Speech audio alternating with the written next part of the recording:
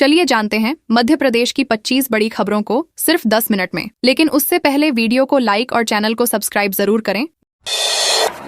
सरकारी जमीन पर बने 6 मकानों पर चला बुलडोजर। सिंगरौली जिले के माड़ा मुख्य बाजार में शनिवार को प्रशासन ने अतिक्रमण के खिलाफ सख्त कार्रवाई की। नायब तहसीलदार सुनील दत्त मिश्र के नेतृत्व में सरकारी भूमि पर वर्षों से अवैध रूप से बने 6 मकानों को जेसीबी मशीन से ध्वस्त कर दिया गया। प्रशासन ने बताया कि ये भूमि पूरी तरह शासकीय है और यहाँ जनपद पंचायत द्वारा सामुदायिक शौचालय का निर्माण प्रस्तावित है। अतिक्रमण कार्यों को पहले ही नोटिस जारी किए गए थे, लेकिन निर्धारित समय सीमा के बावजूद अतिक्रमण नहीं हटाया गया। इसके बाद नियमानुसार ये कार्रवाई की गई। मौके पर पुलिस बल भी तैनात रहा।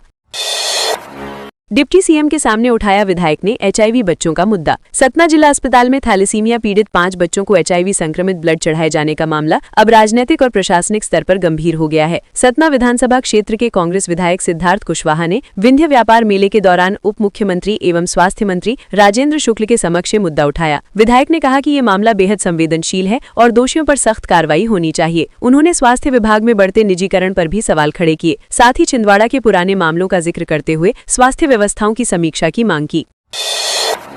जागरूकता अभियान के बावजूद नहीं लगा रहे हेलमेट। इंदौर में लगातार चल रहे जागरूकता अभियानों के बावजूद दुपहिया वाहन चालक बिना हेलमेट वाहन चलाने से बाज नहीं आ रहे हैं। सड़क दुर्घटनाओं में होने वाली मौतों को देखते हुए ट्रैफिक पुलिस ने सख्ती बढ़ा दी है। शुक्रवार को शहर के प्रमुख चौराहों और व्यस्त मार्गों पर विशेष चेकिंग अभियान चलाया गया। इस दौरान 515 वाहन चालकों के खिलाफ बिना हेलमेट वाहन चलाने पर चालान काटे गए। इसके साथ ही नो एंट्री जोन में प्रवेश करने वालों पर भी कार्रवाई की गई। ट्रैफिक पुलिस ने स्पष्ट किया कि नियम तोड़ने वालों पर आगे भी सख्त कार्रवाई जारी रहेगी।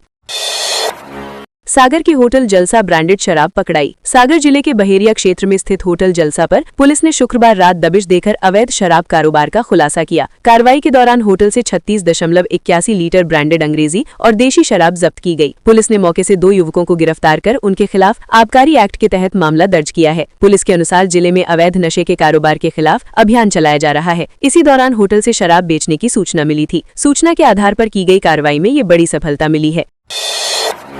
सिंगरौली में यूपी की धान एमपी बताकर खपा रहे। सिंगरौली जिले के चितरंगी अंचल में धान उपजारण को लेकर गंभीर अनियमितताओं के आरोप सामने आए हैं। स्थानीय किसानों का आरोप है कि उत्तर प्रदेश से लाई गई धान को मध्य प्रदेश की उपज बताकर समर्थन मूल्य पर समितियों में खपाया जा रहा है। किसान श्रीकांत द्विवेदी ने बताया कि झरकटा मार्ग से रोजाना 50 से अधिक ट्रैक्टर यूपी से धान लेकर आते हैं। आरोप है कि इस पूरे मामले में कुछ समिति प्रबंधकों की भूमिका संदिग्ध है। सरकारी बारदाने का दुरुपयोग और रिकॉर्ड में फर्जी खरीदी की आशंका जताई जा रही है।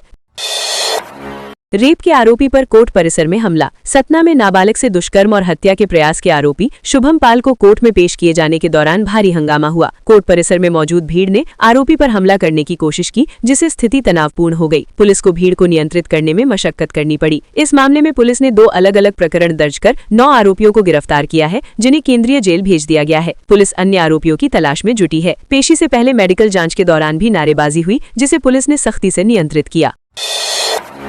परसवाड़ा में व्यापारी से 765 क्विंटल धान जब्त। बालाघाट जिले के परसवाड़ा क्षेत्र में राजस्व और आपूर्ति विभाग की संयुक्त टीम ने बड़ी कार्रवाई करते हुए 765 क्विंटल धान जब्त की है। ये धान ग्राम कश्मीरी स्थित एक व्यापारी के गोदाम में संग्रहित थी। कलेक्टर के निर्देश पर की गई इस कार्रवाई का उद्देश्य ये निश्चित करना है कि समर्थन मूल्य पर धान की खरीदी केवल वास्तविक किसानों से ही हो। जाँच के दौरान यशवंत किराना एंड अनाज भंडार में ये स्टॉक पाया गया, जिसे तत्काल जब्त कर लिया गया। जिले में अन्य राज्यों से धान लाने पर फिलहाल प्रतिबंध लगाया गया है।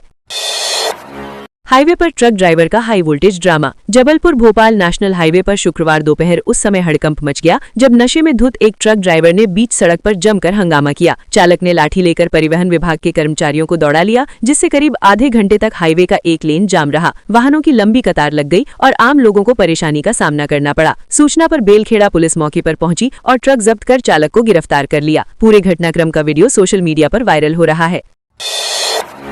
2 लोहा कारोबारियों से 32 लाख की जीएसटी चोरी पकड़ाई। सतना की बिरसिंहपुर कस्बे में स्टेट जीएसटी विभाग ने 2 लोहा कारोबारियों के यहां छापेमारी कर 32.19 लाख रुपए की जीएसटी चोरी पकड़ी है। जांच के दौरान दोनों कारोबारियों ने ये राशि मौके पर ही जमा कर दी। विभाग की 15 सदस्यीय टीम ने अजय प्लाईवुड एवं हार्डवेयर और गौरी हार्डवेयर एवं प्लाईवुड की जाँच की। दस्तावेज और स्टॉक का मिलान करने पर कर चोरी सामने आई। प्रारंभिक जाँच में और भी गड़बड़ियों की आशंका जताई गई है।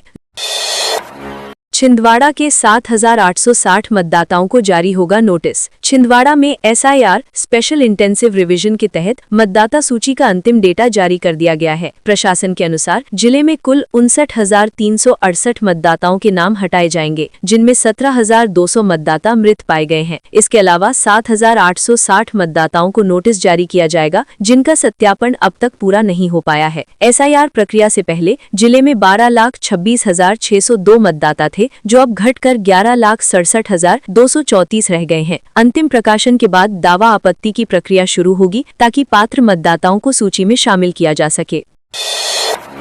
चाचा के निधन के बाद भतीजा बना निर्विरोध सरपंच। सागर जिले के दीवरी विकासखंड की ग्राम पंचायत सुजानपुर में सरपंच पद के उपचुनाव में अभय सिंह लोधी को निर्विरोध सरपंच चुना गया है। पूर्व सरपंच सुरजीत सिंह लोधी की जुलाई माह में आकाशीय बिजली गिरने से मौत हो गई थी, जिसके बाद ये पद रिक्त हो गया था। प्रशासन ने नियमानुसार चुनाव प्रक्रिया शुरू की, लेकिन सरपंच पद के लिए केवल एक ही नामांकन पत्र जमा हुआ। SDM और तहसीलदार की मौजूदगी में अभय सिंह लोधी को निर्वाचन प्रमाण पत्र सौंपा गया। गाँव में शांतिपूर्ण तरीके से चुनाव संपन्न होने पर ग्रामीणों ने संतोष जताया।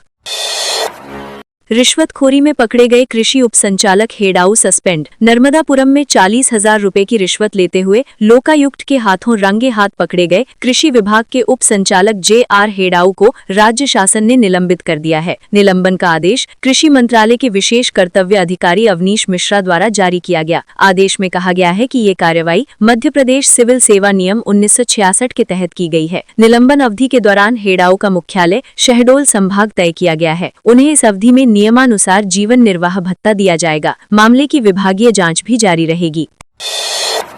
थांदला में हिंदू सम्मेलन की तैयारियां तेज। थांदला में आगामी हिंदू सम्मेलन को लेकर तैयारियां तेज हो गई हैं। शुक्रवार रात महाराणा प्रताप बस्ती कार्यालय का विधिवत उद्घाटन किया गया, जो सम्मेलन की व्यवस्थाओं और गतिविधियों का केंद्र बनेगा। आयोजकों के अनुसार 27 जनवरी को बावड़ी मंदिर परिसर में विशाल हिंदू सम्मेलन आयोजित किया जाएगा। सम्मेलन का उद्देश्य समाज को संगठित करना और राष्ट्रभक्ति की भावना को मजबूत करना है। कार्यक्रम में संघ की वरिष्ठ पदाधिकारियों सहित बड़ी संख्या में आम नागरिकों के शामिल होने की संभावना है। शताब्दी वर्ष के अवसर पर आयोजन को भव्य बनाने के लिए स्वयंसेवक घर घर संपर्क कर रहे हैं।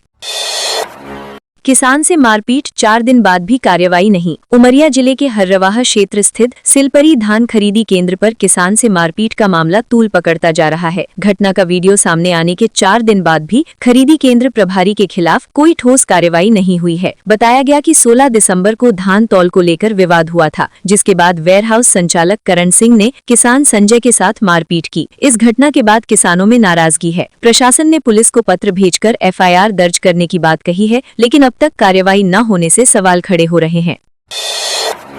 सिवनी में चाय दुकान के पास मिला युवक का शव। सिवनी जिले के कोतवाली थाना क्षेत्र अंतर्गत छिंदवाड़ा चौक पर चाय दुकान के पास युवक का शव मिलने से इलाके में सनसनी फैल गई। स्थानीय लोगों ने युवक को देर रात अचेतन अवस्था में पड़ा देखा और पुलिस को सूचना दी। मौके पर पहुंची पुलिस ने जांच की तो युवक की मौत हो चुकी थी। मृतक की पहचान अज्जू उर्फ अजय कुमार गोनंगे, ग्राम सागर, थाना बंडोल के रूप में हुई है। पुलिस ने शव को पोस्टमार्टम के लिए भेज दिया है। प्रारंभिक जाँच में किसी बाहरी चोट के निशान नहीं मिले हैं, लेकिन मौत के कारणों की जांच जारी है।